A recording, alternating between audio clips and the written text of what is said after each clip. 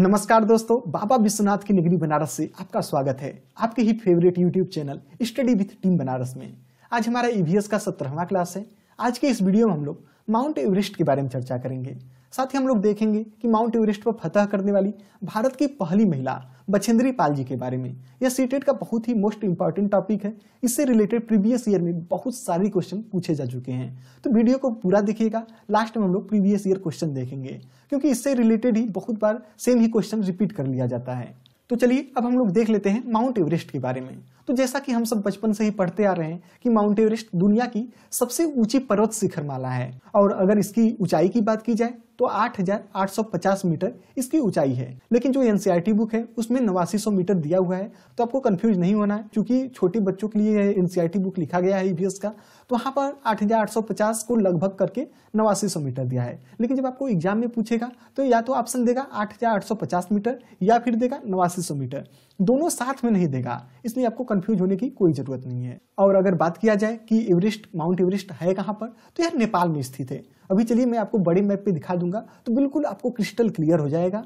तो चलिए अब हम लोग बड़े मैप पे आ गए हैं। ये देख रहे हैं, ये हमारा प्यारा भारतवर्ष है, और थोड़ा सा आप नॉर्थ में जाएंगे तो आपको क्या दिख रहा है, नेपाल दिख रहा है। और जब हम नेपाल में ही जूम करेंगे तो आपको दिख जाएगा माउंट एवरेस्ट। अभी मैं आपको इसे 3D व्यू में दिखाऊंगा तो देखेंगे कितना ही खूबसूरत व्यू है इसका।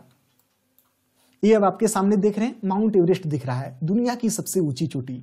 थोड़ा सा मैं इसे और जूम कर दे रहा हूं तो आपको एकदम क्रिस्टल क्लियर हो जाएगा। यहाँ पर देख रहे हैं जो व्हाइट व्हाइट दिख रहा है, क्या है, ये चारों तरफ बर्फ से ढका रहता है। तो चलिए मैं थोड़ा सा आपको रास्ता दिखा देता हूँ कि माउंट एवरेस्ट पर चढ़ते कैसे हैं। तो यहाँ पर आपको बिल्कुल 3D व्यू में क्रिस्टल क्लियर हो रहा होगा कि ये रास्ता है। आपको धीरे धीरे करके यहाँ से जो ऊंची चोटी है यहाँ पर लोग आते हैं, और यहाँ पर ही आकर के लोग फोटो खिंचाते हैं।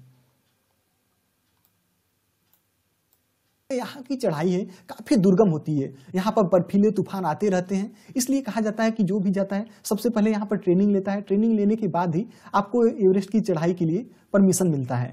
और यहाँ पर आप साइड में देख रहे होंगे चारों तरफ आपको सागर माथा दिख रहा होगा। तो मैं आपको बता दें कि जैसे माउंट एवरेस्ट इसे हम लोग कहते ही हैं, लेकिन नेपाल के लोग इसे सागर माथा कहते हैं। तो अगर पूछे नेपाल में माउंट एवरेस्ट को किस नाम से जाना जाता है, तो इसे सागर माथा के नाम से जाना जाता है। अब चलिए हम लोग वीडियो में आगे बढ़ते हैं। आपने देख ही लिया है कि नेपाल में स्थित जो माउंट एवरेस्ट कितना ही खूबसूरत दिखता है, और इसकी चढ़ाई लेकिन उतना ही दुर्गम होता है। अब चलिए हम लोग आगे बढ़ते हैं। अब आपके सामने बछेंद्री पाल जी का बहुत ही आइकॉनिक फोटो दिख रहा है। जब इन्होंने माउंट एवरेस्ट की सबसे ऊंची चोटी पर कदम रखा था, वहां पर लिया हुआ यह उनका फोटो है।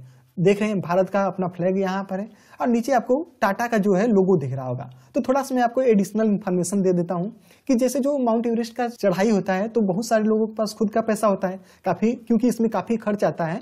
तो जिसके पास खुद का पैसा है वो तो अपने पैसे से जाता है, लेकिन जिसके पास नहीं होता है तो बहुत सारी कंपनियां आपके जो एवरेस्ट का प्लान होता है उसके लिए स्पॉन्सर करती हैं।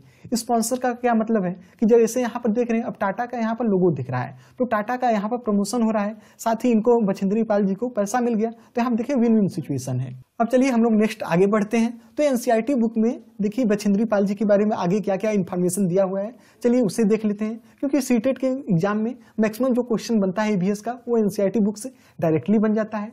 तो यहाँ पर इनके बचपन के बारे में बताया गया है कि जब यह सिर्फ 12 साल की थी तो स्कूल की तरफ से पिकनिक गया हुआ था। तो ये अपनी सहेलियों के साथ खेलते खेलते लगभग 4000 मीटर ऊंची पहाड़ी पर चढ़ गई थी।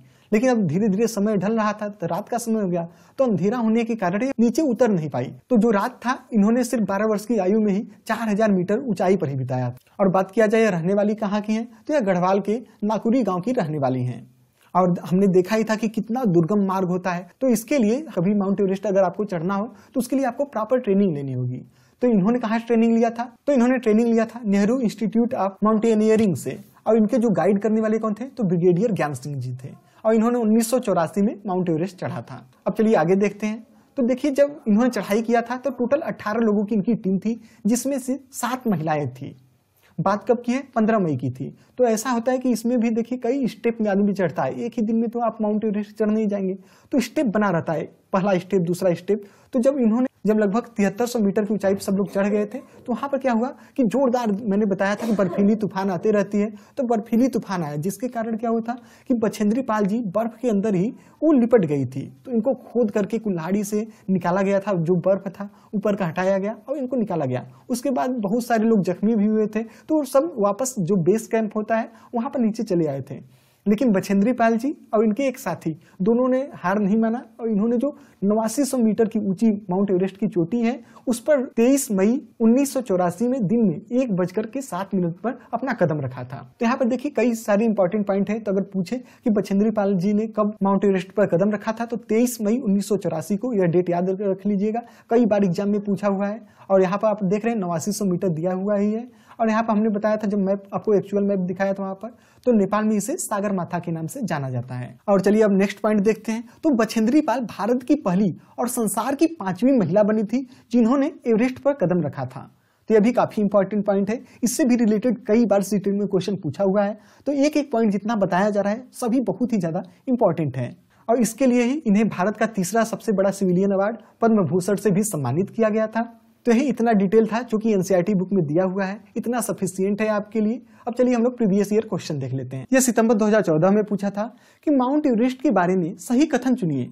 पहला दिया है यह जम्मू कश्मीर का भाग है और इसकी चोटी की ऊंचाई 8900 मीटर है।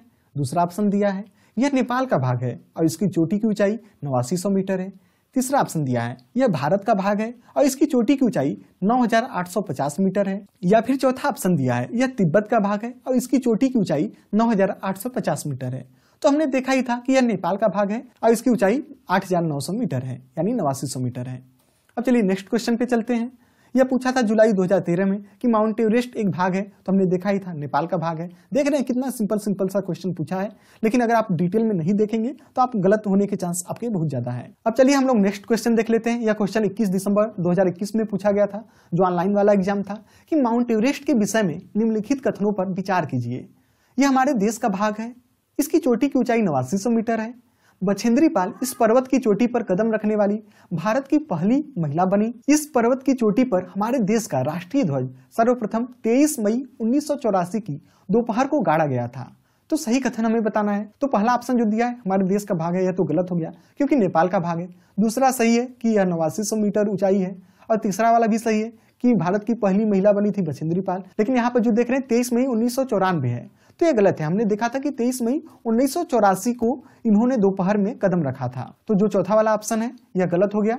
तो जो सही ऑप्शन क्या है, बी और सी है। इस हिसाब से दूसरा वाला ऑप्शन सही हो गया। तो चलिए अब नेक्स्ट क्वेश्चन पे चलते हैं। यह 1 जनवरी 2022 में पूछ लिया था कि माउंट एवरेस्ट की जो पीक है उसकी हाइट कितनी है, उसकी ऊंचाई कितनी है। तो हमने देखा ही था कि 8850 मीटर था। अगर 8850 मीटर ना हो तो 8900 मीटर मारना है। लेकिन यहाँ पर देख रहे हैं कहीं भी 8900 मीटर आपको ऑप्शन में नहीं दिख रहा है, इसलिए 8850 मीटर यानी दूसरा वाला ऑप्शन सही हो गया।